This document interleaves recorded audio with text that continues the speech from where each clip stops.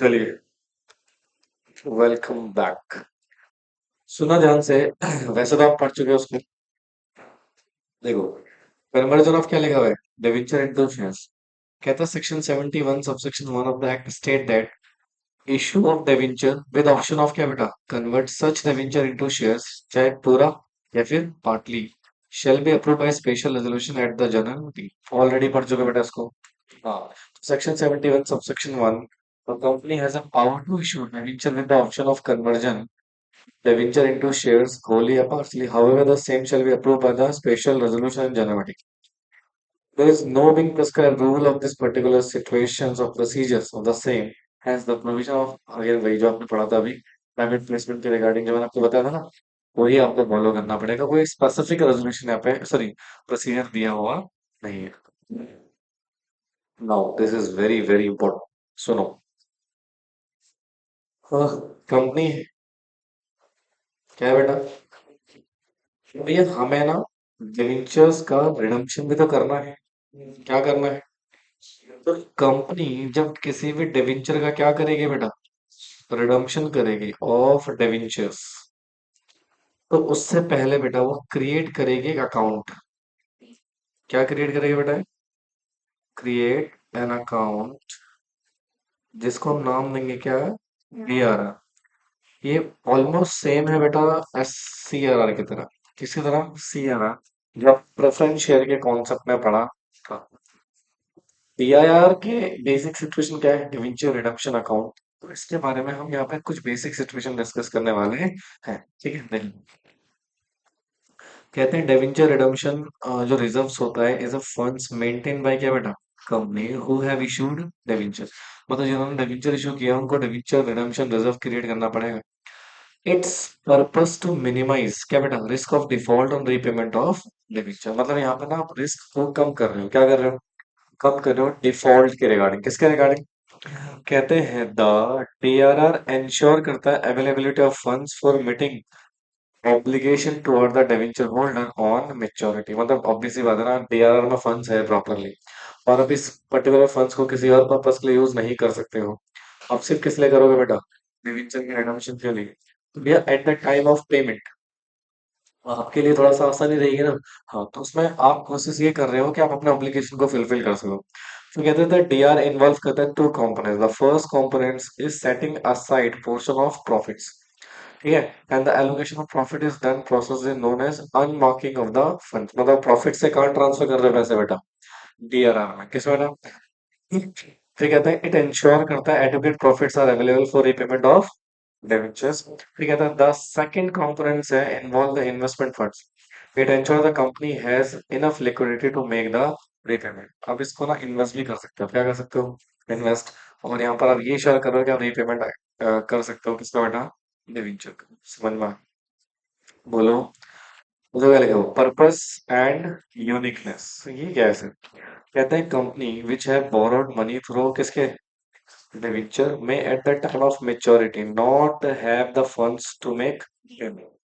यानी कि रिपेमेंट के लिए अगर आपके पास फंड्स नहीं हुआ, minimize the chances of default. और जो चांसेस हैं डिफॉल्ट के उसको मिनिमाइज करने के लिए द गवर्नमेंट ने इंट्रोड्यूस करा कॉन्सेप्ट किस चीज का बेटा?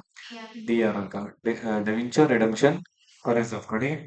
कहता है ना primary reasons of for default on maturity is lack of profitability and lack of liquidity. Obvious सी बात है ना, अगर आपके पास प्रॉफिट्स नहीं है, लिक्विडिटी नहीं है, उस केस में बेटा आप क्या कर सकते हो? डिफॉल्ट कर सकते हो। तो इसलिए बेटा पहले से लिक्विडिटी को मेंटेन करके रखो, और प्रॉफिट का कुछ हिस्सा कहाँ ट्रांसफर कर दो? डीआरआर अकाउंट्स में। ठीक है।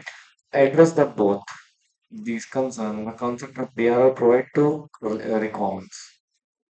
क्या लिखा है? एनुअली, साल में एक बार। कहते हैं portion of profit and mark. क्या करोगे उसको? अनमार्क्ड, फिर ट्रांसफर टू डीआर। मतलब कितना प्रॉफिट का हिस्सा हमें डीआरआर में ट्रांसफर करना है, इस चीज को मार्क कर देंगे। ठीक है। Such earmarked amount can not be use until repayment of deposit is made. Of course जब तक उसको यूज नहीं कर सकते किसी और पर्पस के लिए, जब तक हम पेमेंट ना कर दे किसके बेटा? डिवेंचर के। कहते हैं the effect of this strategy is that the dividend available to shareholder is reduced। obviously इसका इफेक्ट क्या पड़ेगा बेटा? आप जो डिविडेंड पे करने वाले हो वो कहीं ना कहीं क्या हो जाएगा? कम। तो कहते हैं when dividend are lowered enough funds are retained in a company to enable future settlement to debenture holder. Thus, the chances of company may make default due profitability related to the minimum. तो default होने के chances इससे क्या हो जाते हैं बेटा, कम हो जाएगा। भाई नुकसान है किसका, शेयर होल्डर्स का, उनके डिविडेंड क्या हो जाएगा, कम जाएगा। कहते हैं एवरी ईयर इन्वेस्टमेंट आर क्या बेटा, purchase for an amount equal to क्या, ट्रांसफर मेड टू डीआर। मतलब आप कुछ पैसा ट्रांसफर करना पड़ता है किसमें, ओनली सिक्योरिटीज जो अप्रूव करेंगे किसने, can be purchase for the investment, right. अब मान लो भाई पैसा अगर मैं किसी में ब्लॉक कर दूं, फायदा क्या उसका, तो मेरे को अपॉर्चुनिटी कॉस्ट आ ही रही है। अगर आपने एफएम पढ़ा होगा, फाइनेंशियल मैनेजमेंट, तो आपने पढ़ा होगा अपॉर्चुनिटी कॉस्ट होती है।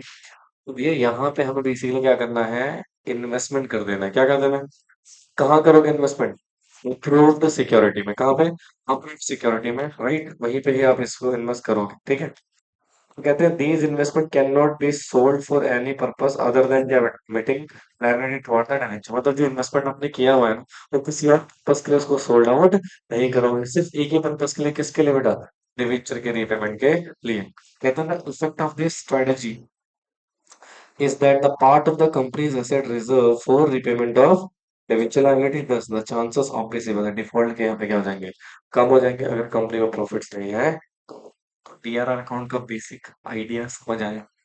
तो डीआरआर में पैसा रख सकते हैं, उस पैसे को इन्वेस्ट भी कर सकते हैं अप्रूव सिक्योरिटी में, ताकि हमें उसमें रिटर्न्स वगैरह भी मिलता रहे। बट क्या हर जगह इन्वेस्ट कर सकते हैं, फिर जहाँ पे अप्रूव लेवल क्या कह रहा था, creation of DRR under the companies act 2013 and its advocacy section 174 subsection, sorry 171 subsection 4 if companies act 2013 state करता है, क्या लिखा है, वह debenture are issued by a company.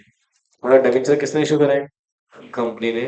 कहते हैं द कंपनी शैल क्रिएट क्या बेटा, डीआरआर अकाउंट आउट ऑफ कहां से, profit of the company available for payment of dividend and the amount credited such account shall not be utilized by company except redemption of, मतलब किसी और purpose के लिए use नहीं करोगे, सिर्फ किसके लिए यूज करोगे बेटा, रीपेमेंट। समझ आया, नहीं है, आगे। अच्छा देखो अब क्या, रूल 18 सब rule 7 state that company shall comply with the requirement with regard to the DRR account and invest or deposit of sum in respect of क्या बेटा, debenture maturity during क्या, ending of 31st March of next year accordance with the conditions given under said rules। मतलब आपको 31 मार्च से पहले पहले क्या करना है बेटा, अमाउंट डिपॉजिट करना है किसमें, डीआरआर अकाउंट में, ठीक है। फिर देखो क्या लिखा है, company that the DRR account shall be created out of profit available for payment of dividend, ठीक है। पहले तो इसने बोला कि आप जो अमाउंट इन्वेस्ट कर रहे हो या डिपॉजिट कर रहे हो किसमें बेटा, ईयर में बिफोर 31 मार्च, तो नेक्स्ट ईयर उससे पहले उसको डिपॉजिट कर दोगे, ठीक है। फिर क्या कह रहे हैं भैया, आप जो डिपॉजिट कर रहे हो सिर्फ कहाँ से कर सकते हो, प्रॉफिट में, मतलब वो प्रॉफिट जो किसके लिए अवेलेबल था, ठीक है। फिर कहते हैं sir state that the limit with which adequacy of debenture redemption account and investment as case may B prescribed option. यहाँ पे ना ये बहुत इंपॉर्टेंट है कि कितना अमाउंट आपको डिपॉजिट करना है, किसमें, डीआरआर अकाउंट, ठीक है। सुनो ध्यान से, पहले क्या करा, all India financial institutions regulated by किसके द्वारा, आरबीआई या फिर क्या लिखा हुआ है, no DR for debenture issued by both public as well as privately place. Public मतलब आम जनता को, प्राइवेटली प्लेस मतलब प्राइवेट प्लेसमेंट से इशू करो डिवेंचर, आपको डीआरआर मेंटेन करने की जरूरत ही नहीं। किसको, ऑल इंडिया फाइनेंशियल इंस्टीट्यूशन जो रेगुलेट कर रही है, कौन, आरबीआई या फिर बैंकिंग कंपनी, इनको डीआरआर मेंटेन करने की जरूरत नहीं है। अरे बाबा, तो सबसे ज्यादा लिक्विडिटी कहाँ होती है, इन्हीं के पास होती है, तो इनको डीआरआर मेंटेन करने के लिए मना कर दिया, ठीक है। या फिर financial institutions under section 2 clause 71 जो कंपोजिट में है, इसको डीआरआर मेंटेन करना पड़ेगा, right, applicable to NBFC, but किसके हिसाब से, RBI के हिसाब से, ठीक है। फिर कहते हैं for NBFC registered with the RBI, जो एनबीएफसी आरबीआई के पास रजिस्टर्ड है, ठीक है, ऑफ द कंपनी रजिस्टर्ड, और या फिर एक ऐसी कंपनी जो रजिस्टर्ड है किसके पास, नेशनल हाउसिंग बैंक के पास, राइट, कुछ सिचुएशंस में, ठीक है। और दूसरा एनबीएफसी और हाउसिंग कॉर्पोरेशन जो लिस्टेड है, इनको भी डीआरआर मेंटेन करने की जरूरत नहीं है। भले ये पब्लिक इशू का लेके आ रहे हो या फिर प्राइवेट प्लेसमेंट से डिवेंचर इशू कर रहे हैं। पहला क्या कह रहा है बेटा, all India financial institution, every banking company को डीआरआर मेंटेन करने की जरूरत नहीं। जो section 2 class 17 of financial institution है उनको डीआरआर मेंटेन करना पड़ेगा, बट एज पर आरबीआई। या फिर एनबीएफसी जो रजिस्टर्ड है आरबीआई के पास, या नेशनल हाउसिंग बैंक जो रजिस्टर्ड है, या फिर लिस्टेड है, इनको डीआरआर मेंटेन करने की जरूरत नहीं है। कोई अनलिस्टेड एनबीएफसी है या हाउसिंग फाइनेंस कंपनी, इनको जरूरत नहीं है डीआरआर, बट कब? अगर ये प्राइवेट प्लेसमेंट से डिवेंचर इशू कर रहे हैं तो, बट अगर पब्लिक में कर रहे हैं तो yes, DRR in case of public issue. Public issue के केस में तो डीआरआर मेंटेन करना है, बट प्राइवेट प्लेसमेंट में नीड नहीं है। लिस्टेड कंपनीज को नो डीआरआर, भले वो डिवेंचर कैसे इशू कर रहे हो, पब्लिक से या फिर प्राइवेट। अनलिस्टेड कंपनी को करना पड़ेगा। और डीआरआर में कितना फंड ट्रांसफर करना पड़ेगा? टोटल आउटस्टैंडिंग लोन का 10% आपको ट्रांसफर करना पड़ेगा, किसमें? डीआरआर अकाउंट में। समझ है? याद कर लेना इसको अच्छे से, ठीक है? अभी तो देखो ध्यान दे।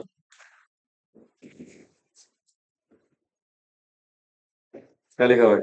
Investment and deposit form DR. कहते हैं अगर पब्लिक इशू है डिबेंचर का, किसके द्वारा लाई गई?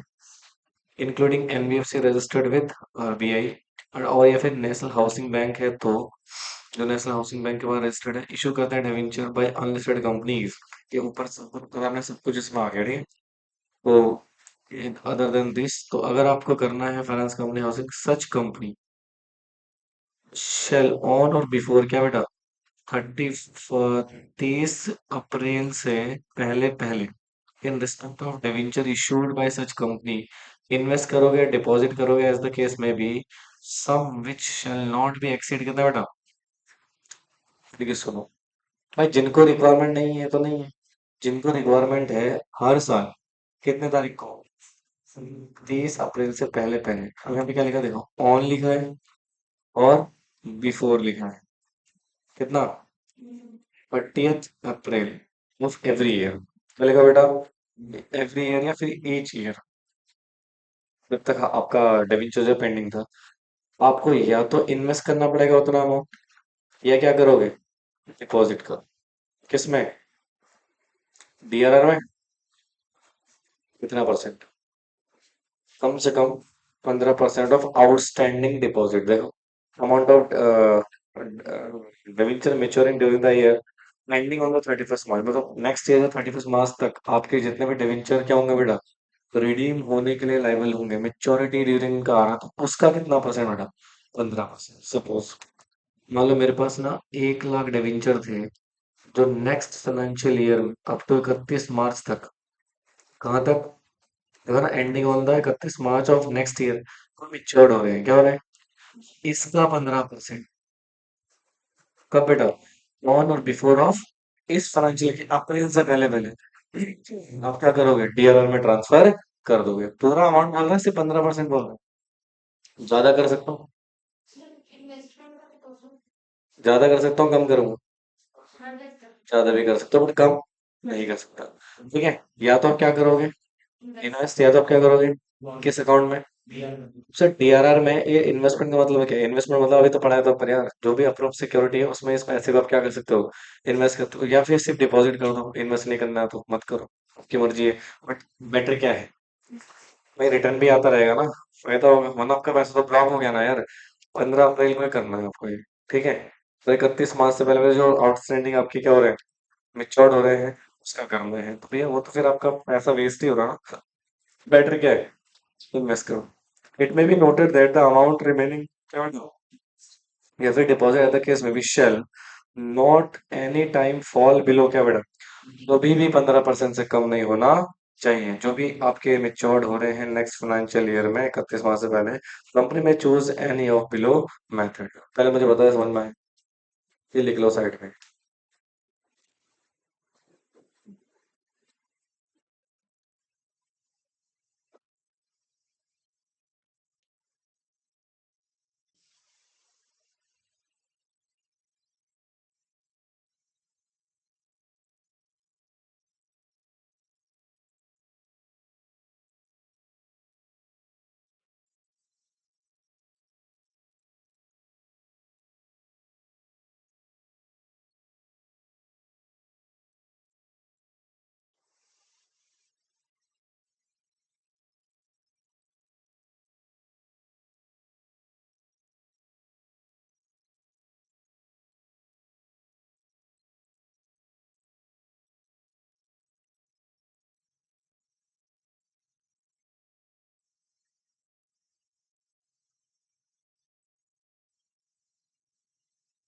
Then- हाँ जी बेटा। अब कंपनी ना दो मेथड यूज कर सकती है डिपॉजिट के रिगार्डिंग। क्या लिखा हुआ है? मेथड ऑफ इन्वेस्टमेंट या फिर देखो क्या लिखा है, इन डिपॉजिट विद शेड्यूल बैंक कहाँ पे कर सकते हो बेटा? या unencumbered security of central method of deposits for any changes early in government और स्टेट गवर्नमेंट। या अनएंकम्बर्ड पता है आपको? ये पता रखा मैंने आपको। एक ऐसी सिक्योरिटी बेटा जो किसी भी लोन से फ्री हो, फ्री फ्रॉम एनी लोन, ठीक है? फ्री फ्रॉम एनी लोन और सेंट्रल मेथड्स ऑफ डिपॉजिट, या फिर मतलब इन फॉर्म में आप डिपॉजिट कर सकते हो, या तो डायरेक्टली क्या कर दो, डिपॉजिट कर दो किसके पास, किसी शेड्यूल बैंक में, या अनएंकम्बर्ड सिक्योरिटी के फॉर्म में डिपॉजिट कर दो, बोलो, या फ्रॉम एनी किसी चार्ज के फॉर्म में डिपॉजिट कर दो, या किसी लेन के फॉर्म में, गवर्नमेंट और एनी स्टेट गवर्नमेंट के पास, ठीक है? या फिर क्या लिखा हुआ, अनएंकम्बर्ड सिक्योरिटी जो मेंशन है ए और बी में, यानी कि A to D, A of this particular, मतलब एक ट्रस्ट एक्ट में ना एक बेसिक सिचुएशन है ए से लेकर डी और डबल ई में एक सिचुएशन दे रखी है कि आप इस फॉर्म में इंडियन ट्रस्ट एक्ट के हिसाब से रख सकते हो, तो वो भी रख सकते हो, वो पढ़ेंगे क्या लिखा हुआ है वो, ठीक है? या फिर अनइनकम्बेंट बॉन्ड इशूड बाय किसने बेटा? अदर कंपनी, मतलब ये सिंपल सी बात है, ये ना तरीके हैं डीआरआर में अमाउंट क्या करने का बेटा, ट्रांसफर करने का। या तो डिपॉजिट के फॉर्म में करोगे, या तो इन्वेस्ट के फॉर्म, तो इन्वेस्ट कहाँ कर सकते हो, अनकम्बर्ड सिक्योरिटी जो सेंट्रल मेथड ऑफ डिपॉजिट है, या कोई चार्ज के फॉर्म में, या फिर किसी लेन के फॉर्म में, किसकी, गवर्नमेंट की या फिर स्टेट गवर्नमेंट की, ठीक है? या फिर ट्रस्ट ने जो बेसिक सिक्योरिटी मेंशन करी है उसमें, या फिर कोई भी बॉन्ड इश्यू करा गया है किसके द्वारा बेटा, notified on this Indian trust के हिसाब से, इस फॉर्म में आप या तो डिपॉजिट कर सकते हो या फिर क्या कर सकते हो बेटा, इन्वेस्ट कर सकते हो आप, समझे? और देखो क्या लिखा है, creation of DRR account in case of partly convertible debenture. भाई सुनो ना, 50% मान लो कन्वर्टेबल है, 50% मान लो क्या है बेटा, नॉन कन्वर्टेबल है। अगर 50% कन्वर्टेबल है उसके लिए डीआरआर मेंटेन करने की जरूरत है, तो वैसे भी इक्विटी शेयर में कन्वर्ट हो जाएगा, आपको उसके लिए मेंटेन करने की जरूरत नहीं है। इसके लिए जरूरत है जो आधा, जो अच्छा एक बात बताओ, ये जो डीआरआर अकाउंट है कन्वर्टेबल सिक्योरिटीज में होगा एप्लीकेबल? नहीं होगा, वहां पे नीड ही नहीं है बेटा, पेमेंट ही नहीं करोगे आप, तो फिर डीआरआर की क्या जरूरत है? राइट, वहां पर तो आप कंपनी के क्या दोगे, इक्विटी शेयर्स, और इक्विटी शेयर्स बढ़ाना घटाना किसके हाथ में है, कंपनी के हाथ में। तो वहां पर तो आपको नीड नहीं है, ठीक है? तो देखो क्या लिखा है, DRR account shall be created in respect of कौन सा वाला पोर्शन, नॉन कन्वर्टेबल पोर्शन के लिए ही यहाँ पे क्या बनेगा बेटा, डीआरआर बनेगा, कन्वर्जन के पोर्शन के लिए नहीं बनेगा। तो इसका मतलब अगर कंपनी 100% कन्वर्टेबल सिक्योरिटी इशू कर रही है तो फिर डीआरआर बनाने की इसको जरूरत नहीं है। यूटिलाइजेशन क्या लिखा हुआ है, द अमाउंट इन्वेस्टेड या deposited above shall not be utilize for the purpose of other than क्या, रिडम्पशन, मतलब सिर्फ रिडम्पशन के लिए यूज होगा और किसी और चीज के लिए नहीं। The amount credited to DRR account shall not be utilize by company except क्या बेटा, रिडम्पशन। समझ, डीआरआर में जो पैसा है वो सिर्फ किसके लिए यूज करोगे, रिडम्पशन के लिए और किसी पर्पस के लिए नहीं। सिंपल है। हाँ, और ये चीज डिस्क्लोज करोगे यहाँ पे, डायरेक्टर अपनी रिपोर्ट में डिस्क्लोज करोगे, ठीक है? कहता था amount which transfer to DRR account shall be disclose in board report. तो जो बोर्ड की रिपोर्ट जाएगी उस रिपोर्ट में क्या करोगे बेटा, मेंशन कर दोगे, क्या कर दोगे, मेंशन कर दोगे, ठीक है? क्या लिखा हुआ है, रेवेन्यू ट्रस्टी या फिर रेवेन्यू ट्रस्ट डीड, पढ़ चुके हो ऑलरेडी, एक बार रीड कर लेंगे उसको, ठीक है? अपॉइंटमेंट ऑफ डेवेंचर ट्रस्टी, क्या लिखा हुआ है, the company shall before appointment of debenture trustee, obvious सी बात है उसका क्या ऑप्टेन करेगी, रिटर्न कंसेंट, क्या ऑप्टेन करेगी, रिटर्न कंसेंट, ठीक है? फ्रॉम सच डिवेंचर ट्रस्टी या trustee is supposed to be क्या, appointed, and a statement to which shall appear the letter of offer issued to the invitation of subscription of debenture। Appoint कब करते हैं इसको, prospectus issue करने से पहले। वही तो बोल रहा है, condition governing the appointment of debenture trustee, trustees prescribe in this particular, क्या क्या कंडीशन होनी चाहिए। पहला, a person shall not be appointed debenture trustee अगर वो बेनिफिशियरी होल्डर है किसका। यार एक बात बता रहा हूँ, डिविंच ट्रस्टी कौन होगा, इंडिपेंडेंट पर्सन। कौन इंडिपेंडेंट नहीं होगा, कंपनी से रिलेटेड है, तो कंपनी का बेनिफिशियल होल्डर ऑफ शेयर्स नहीं होना चाहिए। दूसरा, कोई प्रमोटर नहीं होगा, कंपनी का डायरेक्टर नहीं होगा, केएमपी नहीं होगा, और एनी अदर ऑफिसर या एम्प्लॉय ऑफ कंपनी नहीं होगा, चाहे होल्डिंग कंपनी, सब्सिडियरी या फिर एसोसिएट कंपनी का, ठीक है ना? अगला, beneficial entitle to money which is paid by company otherwise than remuneration मतलब डेवेंचर ट्रस्टी को बेटा एक ऐसे व्यक्ति को अपॉइंट नहीं करेंगे जिसके बेसिस पे हमने पैसा वैसा पे किया हुआ है। तो इंटरेस्टेड हो गया ना वो। या फिर इसने कंपनी को कुछ पैसा दिया हो, सब्सिडरी कंपनी को, होल्डिंग कंपनी को, एसोसिएट कंपनी को, ठीक है, तो भी हम इसको अपॉइंट नहीं करेंगे। अगेन इसका इंटरेस्ट आ गया कंपनी में। हैज फर्निश एनी गारंटी वगैरह दी है इसने कंपनी को, तो भी हम इसको अपॉइंट नहीं करेंगे। अगर कोई पिक्योनियर रिलेशनशिप है तो भी नहीं करेंगे। पिक्योनियर रिलेशनशिप क्या होता है बेटा? 2% और more of total gross profit का, या 50 लाख रुपए, whichever is higher, sorry whichever is lower, पिछले 2 साल में अगर आपने कंपनी से कमाए हैं किसी भी बिजनेस रिलेशन से, तो उसको पिक्योनियर रिलेशनशिप माना जाएगा। क्या सही नहीं है ये? जो अपने रिलेटेड पार्टी ट्रांजेक्शन में पढ़ा था भैया। तो वही सिचुएशन है, 2% ऑफ क्या इसका बेटा? ग्रॉस टर्नओवर का, या फिर 50 lakh, which ever is lower. अगर इतने अमाउंट का बिजनेस रिलेशन आपका रहा है किसके साथ? कंपनी के साथ, तो फिर आप डिवेंचर ट्रस्ट योग्य नहीं है। अगर कोई रिलेटिव है किसका? प्रमोटर का, या पर्सन जो कंपनी के एम्प्लॉयमेंट में है, या डायरेक्टर है, केएमपी, इनको भी हम अपॉइंट नहीं करेंगे एज अ डिवेंचर ट्रस्टी। यहाँ तक कोई दिक्कत तो कुछ? बोलो। ओके, आगे देखिए। कैजुअल वैकेंसी, मान लो डेविंचर को हमने कैजुअल वैकेंसी क्रिएट हुई या रिमूव कर दी, तो कहते हैं सर द बोर्ड में fill casual vacancy in office of क्या बेटा? Trustee, but while any vacancy continue the remaining trustees या ट्रस्टी इफ एनी, अगर कोई है तो may act and provided that where such vacancy is caused by the resignation or debenture trustee, the vacancy shall only be filled by the written consent of majority of debenture holder। क्या कह रहा है बेटा? Simple situation है। Casual vacancy create हुई है, कौन fill करेगा? डायरेक्टर। ठीक है, अगर डायरेक्टर नहीं फिल कर रहे हैं, अगर वैकेंसी कंटिन्यू है, जो रिमेनिंग ट्रस्टी अगर कोई है, तो वही ऑफिस को क्या कर लेगा? कंटिन्यू कर लेगा। ठीक है, और अगर कैजुअल वैकेंसी किससे हुई है बेटा? रेजिग्नेशन से। तो अगर आप अपॉइंट कर रहे हैं तो पहले डेविंचर ट्रस्टी का क्या ले लीजिए, सॉरी डेविंचर होल्डर्स का क्या ले लीजिए? कंसेंट। कंसेंट किस में होना चाहिए? Return consent. अगर उनका रिटर्न कंसेंट आएगी तो ही फिल कर सकते हो, अदरवाइज फिल नहीं कर सकते हो। समझे? डिवेंचर ट्रस्टी में remove from the office of expiry of क्या बेटा? अगर उसका टर्म एक्सपायर होने से पहले पहले उसको हम क्या कर सकते हैं? अगर अप्रूवल मिल गया, कितना? नॉट लेस देन 3/4, कितना बेटा? 3/4 और डिवेंचर होल्डर, अगर डिवेंचर होल्डर ने 3/4 डिवेंचर होल्डर बोल फिर इस व्यक्ति को हटाओ, तो हम उसको क्या करेंगे बेटा? रिमूव कर देंगे। समझ में आया? मेरी ड्यूटी फूटी नहीं पढ़ाऊंगा, इसको पढ़ लेना। इसकी ड्यूटी क्या है? एसेट्स की टेक केयर करना, डिवेंचर होल्डर की प्रोटेक्शन में काम करना, वगैरह वगैरह वगैरह, ये सारी चीजें हम डिस्कस कर लेंगे। ठीक है, क्या मीटिंग होगा डिवेंचर होल्डर्स का? यस। देखो, the meeting of all debenture holders shall be convened by the debenture trustee on, क्या लिखा हुआ है? रिक्विजिनिस बेटा, रिक्विजिनिस मिली है किसमें? Signed by director, sorry debenture holder, holding कितना? 1/10 of value of the debenture. मतलब टोटल आउटस्टैंडिंग अगर 1/10 बोल रहे हैं मीटिंग कॉल करो, तो आपको मीटिंग कॉल करनी पड़ेगी। अच्छा, 1/10 अपने कंसर्न किसको देंगे? डिवेंचर ट्रस्टी को। और डिवेंचर ट्रस्टी के बेसिस पे क्या कॉल करेगा? या फिर कोई ऐसा इवेंट हो जाता है जहां पे कॉन्स्टिट्यूट करना पड़ रहा है, ब्रीच हो गया, डिफॉल्ट हो गया, और अब बिना डिवेंचर ट्रस्टी, अगर डिवेंचर ट्रस्टी को लग रहा है कि मीटिंग कॉल करनी पड़ेगी, तो आप मीटिंग कॉल करोगे। समझे? क्लियर है? हाँ, तो दो केसेस है मीटिंग कॉल करने के। पहला, अगर डिवेंचर होल्डर बोल रहे हैं तो कितने? 1/10 कंसेंट दे रहे हैं रिटर्न में, किसको? कंपनी को या डिवेंचर ट्रस्टी को? तो मीटिंग कॉल करे। ठीक है। दूसरा, अगर डिवेंचर ट्रस्टी को लग रहा है कोई ब्रीच ऑफ टर्म्स हो गया है या फिर कोई डिफॉल्ट होने वाला है, तो वो उस केस में मीटिंग खुद ही बुला सकता है। कौन? डिवेंचर ट्रस्टी की। अब क्या लिखा हुआ है? पढ़ा चुका था।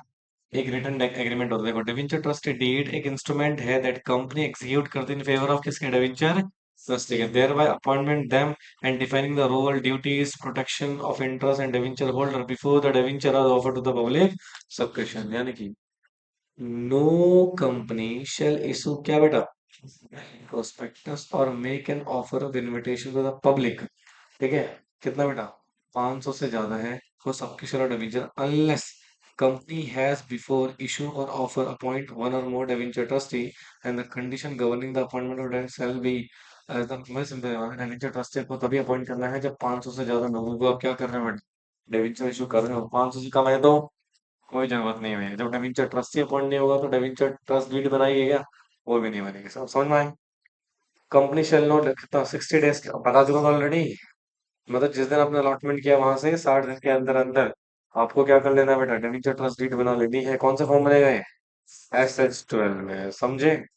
हाँ जी, इसमें सारा ऑब्लिगेशन वगैरह सब कुछ दिखाना हो। कॉन्फ्लिक्ट होता है अगर ट्रस्ट डीड में, तो ऑब्वियस सी बात है। कौन? देखो, कहते हैं state that any provision contain the trust deed for securing the क्या बेटा? issue of debenture or any contract of the debenture holder secured by the trust deed shall be void as far as would be affect the exemption। अगर कोई भी term बेटा against है तो वो क्या माना जाएगा बेटा, void माना जाएगा। कॉन्फ्लिक्ट का मतलब क्या है, आप प्रोविजंस के अगेंस्ट है क्या बेटा, प्रोविजंस के अगेंस्ट है। क्या लिखा हुआ है, लाइबिलिटी ऑफ डेबिंचर ट्रस्टी, क्या लाइबिलिटी है इसकी, liability of the debenture trustee shall subject to the exemption as may be agreed upon the majority of debenture holder not कितना, मतलब इसकी लाइबिलिटी को थ्री फोर्थ जो डेवेंचर है वो क्या कर सकते हैं बेटा, एग्जेम्प्ट कर सकते हैं, ठीक है। अगर थ्री फोर्थ बोल रहे हैं तो फिर डेवेंचर ट्रस्टी लाइबल नहीं होगा, अगर नहीं बोल रहे तो फिर लाइबिलिटी आपकी भी होगी। Rights, right to inspect the trust deed, obvious बात है, जो डेवेंचर होल्डर्स है कौन है बेटा, डेवेंचर होल्डर्स है, वो इंस्पेक्शन कर सकते हैं, मेंबर भी कर सकते हैं इंस्पेक्शन, और डिवेंचर होल्डर भी कर सकते हैं बेटा क्या, इंस्पेक्शन किस चीज का, ट्रस्ट डीड का। और अगर कंपनी को बोला है तो 7 दिन के अंदर अंदर आपको ये इंस्पेक्शन करवाना पड़ेगा। अगर मान लो डिवेंचर ट्रस्टी के पास पावर है, पिटीशन फाइल कर सकता है किसको, ट्रिब्यूनल को, अगर आपके पास इनसफिशिएंट एसेट्स हैं तो, मतलब मान लो तुमने ना चार्ज क्रिएट किया हुआ है, क्या क्रिएट करा हुआ है, चार्ज, एसेट सोल्ड आउट कर दी, एसेट्स कम हो गई, जानबूझ के भेज दी, तो इस केस में भैया आपके एसेट्स तो इनसफिशिएंट हो गए, तो उस केस में आप ट्रिब्यूनल को, अपीलेंट अथॉरिटी को क्या कर सकते, सॉरी एनसीएलटी को क्या कर सकते हो बेटा, फाइल कर सकते हो पिटीशन और बता सकते हो ऐसी ऐसी चीज चल रही है, फिर एनसीएलटी एक्शन लेगा, राइट, और जो भी सिचुएशन होगा वो एग्जीक्यूट करेगा। Power of debenture holder file petitions to the tribunal, क्या डेवेंचर होल्डर के पास भी पावर है फाइल करने की बेटा, हाँ। पहले कंपनी फेल होती है रिडीम करने में डेवेंचर्स को ऑन देयर मेच्योरिटी या फेल टू पे interest on debenture when it due, tribunal में ऑन एप्लीकेशन, ऑब्वियस ही बात है सारे डेवेंचर कर सकते हैं या फिर एनी कोई एक भी कर सकता है, और डेवेंचर ट्रस्ट भी कर सकता है क्या बेटा, पिटीशन फाइल, और इनके कंसर्न को सुनने के बाद ट्रिब्यूनल ऑर्डर पास करेगा और कंपनी को ऑर्डर फॉलो करना पड़ेगा, समझे। अब ये कुछ सरकमस्टांसेस है जहां पर ये रूल एप्लीकेबल नहीं होता है, देखो क्या लगा, rule 8 shall not apply in circumstances, कुछ सरकमस्टांसेस में रूल 8 क्या नहीं होगा, अप्लाई नहीं होगा। आप फंड रिसीव कर रहे हो किससे, कमर्शियल पेपर से, रूल एप्लीकेबल नहीं होगा। आप कन्वर्टेबल बॉन्ड्स इशू कर रहे हो, रूल अप्लाई नहीं होगा। फिर आप कोई ऐसा बॉन्ड इशू कर रहे हो बेटा जो रुपी डोमिनेंट है ओवरसीज इन्वेस्टर्स को, किसको बेटा, ओवरसीज इन्वेस्टर मतलब फॉरेन इन्वेस्टर्स को, तो वहां पर भी ये कॉन्सेप्ट एप्लीकेबल नहीं होगा। तो ये खत्म हो गया बेटा हमारा क्या, डेविंचर, क्या खत्म हो गया, डेविंचर। नाउ नेक्स्ट क्लास में हम पार्ट बी डिस्कस करेंगे, ठीक है, थैंक यू।